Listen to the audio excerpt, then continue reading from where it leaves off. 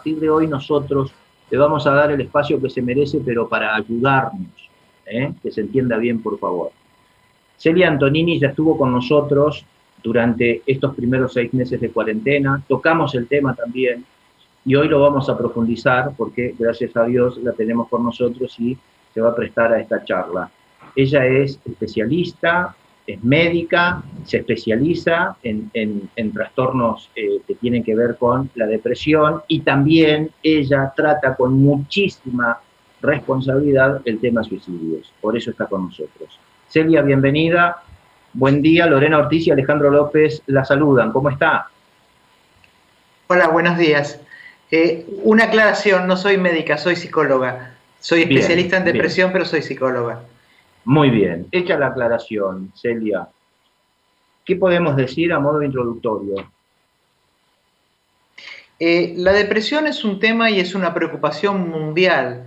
Es la primera enfermedad en el mundo, de acuerdo a la Organización Mundial de la Salud. O sea, la mayor cantidad de gente que está enferma en el planeta es de depresión.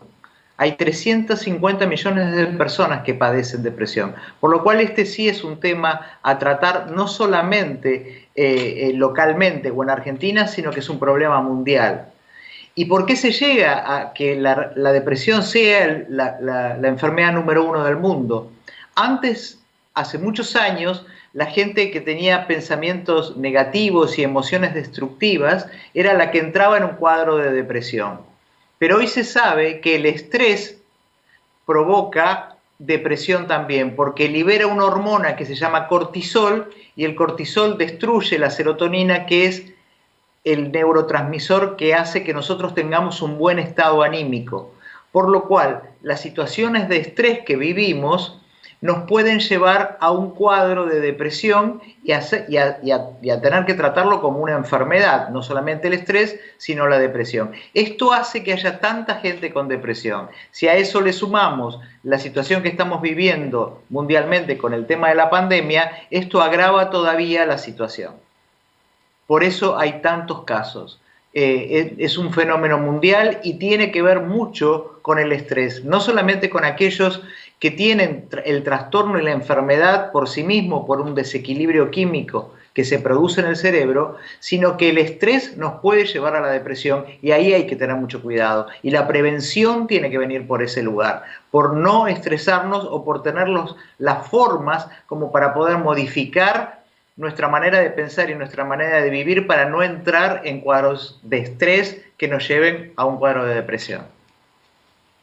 Celia, uno asocia el estrés con el acelere, la sobreexigencia. ¿Está bien orientada esta percepción que tenemos sobre el estrés o hay otro estrés que se genera de manera pasiva? Sí, no tiene que ver con la sobreexigencia. El estrés tiene que ver con que nosotros nos ponemos en un estado de alarma. O sea, hay un estrés que es un estrés normal y que es sano, que si hay una situación de peligro, mi organismo se prepara para poder responder a esa situación de peligro. Viene una persona a asaltarme. Entonces, mi organismo entra en un modo alerta que hace que haya mucho más desgaste de energía. Aumenta el cortisol, las pupilas se dilatan, la sangre, la digestión deja de funcionar, hay palpitaciones, o sea, me prepara el organismo para el ataque o para la huida. Si yo veo una situación de peligro y salgo corriendo, para hacer eso mi organismo primero se preparó para poder salir corriendo. Es un gran desgaste, pero que dura poco. ¿Qué nos pasa a los seres humanos? Cuando nosotros pensamos en algo que nos produce miedo, angustia, temor, o es una situación nueva y no sabemos cómo manejarnos, activamos de vuelta ese sistema de alarma, pero no tenemos un ladrón por delante que nos está por asaltar. O sea, ponemos nosotros, con nuestra forma de pensar, al sistema, lo activamos y estamos todo el tiempo teniendo este sistema de alerta. Cuando uno está con el sistema de alerta todo el tiempo prendido porque tiene miedo a no llegar a fin de mes, porque el miedo provoca un estado de alerta. Uno no tiene miedo y a la vez está relajado. No puede tener miedo y estar tranquilo.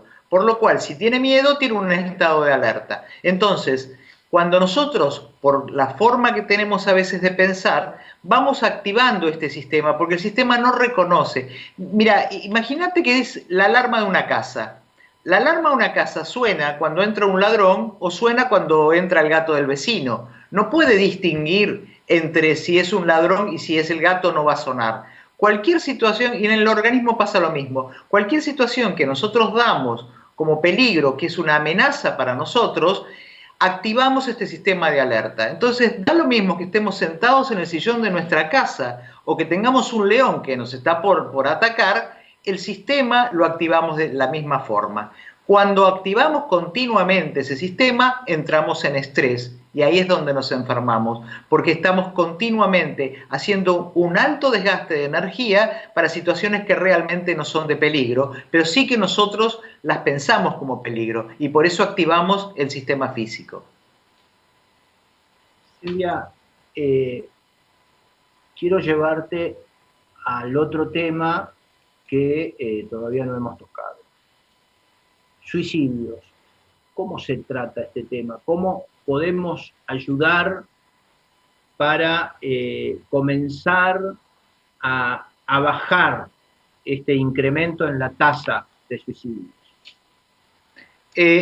Lamentablemente hay muchas situaciones que pueden llevarlo a una persona que se suicide. Si es una depresión, la depresión, el 2% de la gente, solamente el 2% de la gente que tiene un cuadro, un trastorno depresivo mayor puede llegar a suicidarse. Si está en tratamiento es difícil que suceda porque hay formas de saber si la persona tiene una ideación suicida, o sea, si está pensando en suicidarse. Pero lamentablemente hay otros motivos. Hay enfermedades graves que también pueden llevar al suicidio, pero la droga en general lleva al suicidio, o sea, y en la juventud es más peligroso porque el joven no tiene los mecanismos de regulación y de freno a las emociones que tenemos los adultos. Los jóvenes tienen mucha aceleración, las emociones, es como darle una Ferrari, tienen muchísima aceleración pero tienen muy poco freno a esas emociones y a esa aceleración. Entonces hay que tener mucho cuidado con las decepciones, con los problemas, con cuando se sienten fácilmente agobiados, las cosas los superan muchas veces emocionalmente hablando. Entonces, en esas situaciones hay que tener mucho cuidado, tiene que haber mucha contención, la familia tiene que estar muy cerca, lo que para nosotros como adultos puede parecer algo sencillo y una tontería, que mi hija se pelee con el novio, para ella puede llegar a ser una tragedia. Y esta falta de regulación y de freno que tienen a sus emociones puede llevarlos, en casos, en realidad, las mayores tasas de suicidio en el mundo están dadas en adolescentes justamente por esto, porque no saben qué hacer con las emociones y se les viene el mundo encima. En lo que son las enfermedades, sí se puede prevenir si está en tratamiento, la persona no llega al suicidio porque tiene un tratamiento, y el tema de la droga es otro gran tema que puede llevar a una persona a quitarse la vida porque no tiene... mentalmente su sistema no trabaja como tiene que trabajar, está totalmente tomado por la droga y por la locura que provoca la droga, entonces ya no tiene tanta conciencia de lo que es la vida y puede cometer un acto de suicidio. ¿Qué dicen las estadísticas en nuestro país, Celia? En general es estable. No hay más o menos por determinadas situaciones. Nosotros ya tenemos un porcentaje igual que el resto del mundo. No hay más o menos. Hay más ahora, aunque no lo crea, hay más en Asia. En China está habiendo todo un fenómeno con el tema de los suicidios porque han entrado en esta locura que tiene Occidente del éxito y de ser primeros, cosa que la cultura china antes no lo tenía, y han empezado a tener esto. Pero fundamentalmente es la droga, altos niveles de estrés y enfermedades. Pero en las enfermedades esto se puede manejar porque se supone que una persona tiene que entrar en tratamiento. Lo más importante son los jóvenes, y en eso tenemos que hablar con los padres y que los padres estén cerca de los jóvenes con las emociones que tienen y con las problemáticas que tienen, a pesar de que esas problemáticas, insisto, para el adulto no son algo importante, pero para ellos se les viene el mundo abajo si a lo mejor dieron mal una materia o tienen miedo de decirle a la familia. Los miedos son más, o sea, todo es más intenso, todo es más fuerte, todo es más, se les desborda rápidamente, las emociones se les desbordan rápidamente. Por supuesto que hay chicos que tienen mayor control, pero esto tiene que ver con una estructura de personalidad. No me quiero meter ahí. En general, los chicos tienen emociones muy intensas y pueden desbordarse en esas emociones y realmente se les viene el mundo abajo. Estar cerca de ellos y escuchar lo que les pasa es la mejor garantía como padres que tenemos para evitar que cometan un acto loco y totalmente desesperado por la misma inmadurez que tiene su propio cerebro. Entonces tenemos que acompañarlos. ¿Las políticas públicas están atendiendo esta situación, Celia? No, las políticas públicas no están atendiendo ninguna situación. No solamente esta, sino la angustia que genera la pandemia, el confinamiento, Mira, las personas que tenían una patología previa al 20 de marzo que empezamos con la cuarentena en el país, se les ha agravado la patología que tenían antes. O sea, las personas que eran ansiosas y que se angustiaban, ahora están mucho más angustiadas y más temerosas.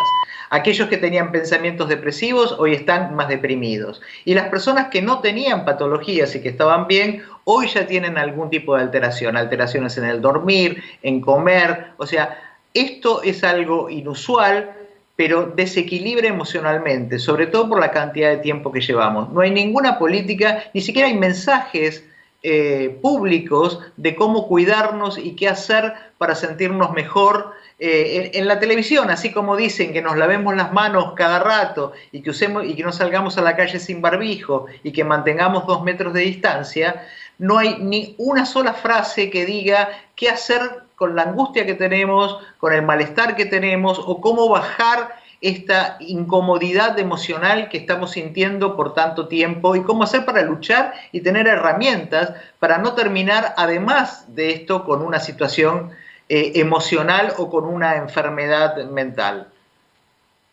Celia, como siempre, un placer charlar contigo. Te mando un fuerte abrazo. Para mí también. Buenos días para todos. Adiós. Celia Antonini ha pasado por la primera mañana, nos ha dejado varios puntos para desarrollar durante la próxima semana.